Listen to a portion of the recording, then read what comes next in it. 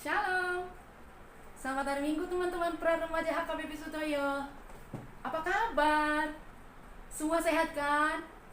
Inang pendeta juga sehat dan sukacita lagi. Doa dan harapan ini semuanya sehat-sehat. Semangat ya. Baiklah. Mari kita persiapkan hati dan pikiran kita untuk mendengarkan firman Tuhan.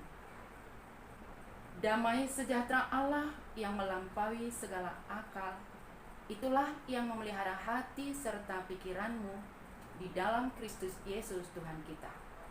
Amin. Saya akan bacakan nats firman Tuhan pada ibadah minggu ini, tertulis pada Injil Matius pasal 13 ayat 3-9. Dan ia mengucapkan banyak hal dalam perumpamaan kepada mereka.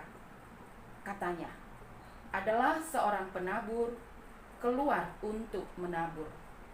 Pada waktu ia menabur, sebagian benih itu jatuh di pinggir jalan, lalu datanglah burung dan memakannya sampai habis. Sebagian jatuh di tanah yang berbatu-batu, yang tidak banyak tanahnya. Lalu benih itu pun segera tumbuh karena tanahnya tipis. Tetapi sesudah matahari terbit, layulah ia dan menjadi kering karena tidak berakar. Sebagian lagi jatuh di tengah semak duri. Lalu makin besarlah semak itu dan menghimpitnya sampai mati. Dan sebagian jatuh di tanah yang baik, lalu berbuah. Ada yang 100 kali lipat, ada yang 60 kali lipat, ada yang 30 kali lipat. Siapa bertelinga, hendaklah ia mendengarkan. Demikian pembacaan firman Tuhan. Teman-teman, ketika kamu mendengar firman Tuhan, bagaimana sikapmu? Apakah kamu serius, fokus, dan mengerti? Atau kamu mendengar tetapi pikiran melayang mau beli cakwe, atau mau cepat main game, atau sambil main HP, atau ngantuk? Ada-ada aja ya. Mengetahui sikap-sikap yang seperti itulah, melalui nats ini Yesus mau mengkritisi dan menyadarkan kita anak-anak Tuhan. Yesus mengajar, menyampaikan berita keselamatan. Ya, Yesus mempunyai berbagai cara. Ada dengan mengajar, melayani, membuat tanda mujizat dengan menyembuhkan orang sakit, membangkitkan orang mati, dan lain-lain. Dan dalam mengajar juga, Yesus punya metode loh. Ada melalui perumpamaan seperti nats minggu ini. Karena menggunakan perumpamaan mudah atau gampang dimengerti oleh orang yang mendengarnya. Seperti nats ini. Yesus mengajar tentang kerajaan surga, memakai perumpamaan benih yang jatuh ke lahan yang berbeda-beda. Apakah firman Tuhan itu bertumbuh dan berbuah? Atau hanya numbuh tapi sebentar? Numbuh tetapi terganggu pertumbuhannya? Atau sama sekali tidak numbuh?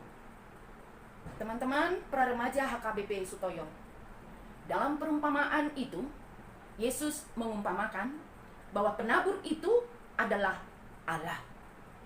Benih yang ditaburkan itu adalah firman Tuhan.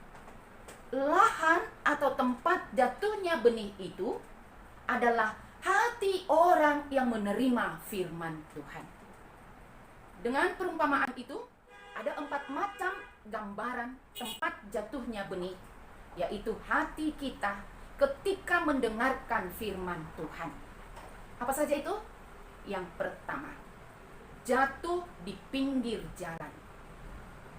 Benih yang jatuh di pinggir jalan bisa diinjak orang sehingga tidak sempat numbuh. Burung-burung pun datang memakannya sampai habis. Maksudnya, orang yang mendengar firman Tuhan, tetapi pikirannya melayang. Seperti istilah lama, masuk dari telinga kanan, langsung keluar dari telinga kiri. Karena apa? Ya, iblis dibiarkan bekerja mengganggu pikirannya. Dia ada ikut ibadah, tetapi tidak mendengar. Hanya pura-pura mendengar. Firman Tuhan itu tidak penting baginya. Jadi, firman Tuhan itu sia-sia didengar, tidak sempat numbuh di dalam hati dan pikirannya. Lalu yang kedua, benih jatuh di tanah yang berbatu. Tidak banyak tanahnya. Benih itu memang tumbuh, tetapi cepat layu dan menjadi kering kena terik matahari. Juga karena lapisan tanahnya tipis, jadi akarnya tidak kuat. Ini adalah gambaran orang yang mendengar firman Tuhan, kemudian dia langsung bergembira, tetapi tidak peka. Hanya senang mendengar, namun tidak dipahami. Maka ketika ada persoalan yang dihadapi, langsung panik dan merasa kecewa. Bahkan bisa hilang harapan dan langsung meninggalkan Tuhan. Bahkan bisa menjadi murtad. Jadi sama saja, firman Tuhan yang didengarnya tidak menghasilkan apa-apa, sia-sia juga. Lalu yang ketiga, benih yang jatuh di tengah semak duri. Semak yang tumbuh semakin besar, semakin menghimpit pertumbuhan benih itu, sehingga benih itu pun mati. Ini adalah gambaran orang yang mendengarkan firman Tuhan, tetapi saat yang sama dia khawatir. Dia hanya mau dan ingin mendengar firman Tuhan kalau cocok bagi dirinya, enak didengar, memuaskan perasaannya, tetapi tidak sungguh-sungguh melakukan firman itu. Dia mau mendengar firman Tuhan, tetapi lebih memilih apa kata Google, apa kata pengetahuan, atau keinginan hatinya saja. Sehingga firman Tuhan kehilangan kekuatan dalam hidupnya. Orang seperti ini lebih mengejar kenikmatan dunia daripada seturut dengan kehendak Tuhan. Keempat, benih yang jatuh di tanah yang baik, subur dan gembur. Benih itu tumbuh dengan baik, bahkan berbuah lebat. Ada yang 100 kali lipat, 60 kali lipat, dan ada juga yang 30 kali lipat. Ini adalah gambaran orang yang mendengar firman Tuhan, didengar, dipahami, atau diaminkan, lalu dilakukan. Dengan kata lain, berakar, bertumbuh, dan berbuah, meskipun buahnya tidak sama banyaknya. Orang-orang yang seperti ini memberi hasil yang baik, ada kasih, damai sejahtera, sukacita, suka tenang. Firman Tuhan itulah yang menjadi kesukaannya dan yang merenungkannya siang dan malam. Itu bisa teman-teman baca pada Mazmur pasal 1 ayat 2. Firman Tuhan menjadi kekuatannya. Firman Tuhan menjadi pedoman, menjadi tolak ukur yang menggerakkan, yang menuntun, mengarahkan kehidupannya. Dan biasanya orang yang seperti ini hidupnya dibaharui selalu. Nah, teman-teman praremaja HKBP Sutoyo, dari keempat gambaran hati kita menerima firman Tuhan itu, yang mana dirimu? Mari kita koreksi diri. Gak usah menutupi diri.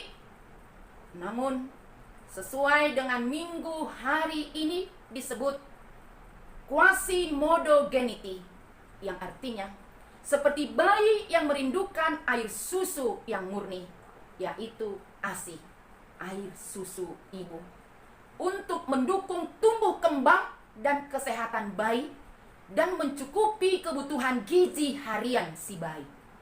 Demikian kita anak-anak Tuhan yang membutuhkan firman Tuhan untuk tumbuh kembang rohani kita ini. Kebutuhan rohani kita menjadi orang percaya yang beriman. Maka setiap firman Tuhan yang kita dengar, baiknya harus seperti benih yang jatuh di tanah yang baik, di tanah yang subur dan gembur. Firman Tuhan kita dengar dengan fokus, konsentrasi. Jangan main-main. Sungguh-sungguhlah pahami dan aminkan. Kalau tidak mengerti, bertanya ya. Bisa kok ditanya sama Amang Pendeta, atau sama Inang Pendeta, atau kakak-kakaknya. Mau kan? Kakak-kakak guru pra-remaja? Dan terutama minta tuntunan kuat kuasa Roh Kudus menolongmu. Lakukan dalam hidup keseharian. Firman Tuhan membuat kita kuat, kokoh, sekalipun virus corona masih reaktif. Firman Tuhan membuat kita mengerti akan maksud Tuhan di balik semuanya ini. Kita bisa sabar, tenang, meskipun di rumah saja. Stay at home. Beribadah di rumah, belajar di rumah, beraktivitas di rumah. Buang jauh-jauh rasa bosannya. Toh, kita juga pernah menyebut rumahku, istanaku. Ya, di istana berarti nyaman dan menyenangkan. Dengan firman Tuhan juga membuat kita berharap virus ini akan cepat berlalu setelah Yesus yang bangkit dari kematian yang kita rayakan pada Paskah lalu. Firman Tuhanlah kekuatan kita. Firman Tuhan yang menjadi kesukaan kita. Maktaikan dalam hatimu. Tuhan memberkati. Amin. Kita berdoa. Bapa Surgawi, Bapa yang baik, syukur kami naikkan padamu. Kami masih sehat-sehat. Kami sudah beribadah meskipun di rumah kami. Engkau hadir di rumah ini, di tengah-tengah keluarga kami. Melalui firman-Mu, Engkau mengingatkan kami untuk menjadi anak-anak Tuhan, mendengarkan firman-Mu dengan fokus, memahami, mengaminkan, dan menjadikan firman-Mu kesukaan kami. Firman-Mu saja pedoman kehidupan kami, supaya kami kuat selalu, terlebih memutus rantai virus corona ini. Tolong kami Bapa untuk dapat bersabar, dapat menjalani hidup dengan sukacita, damai bersama keluarga, sehingga tidak bosan di rumah. Sembuhkanlah bumi ciptaan-Mu ini dari virus corona. Kasihani kami Bapa, ampuni semua salah dan dosa-dosa kami. Amin.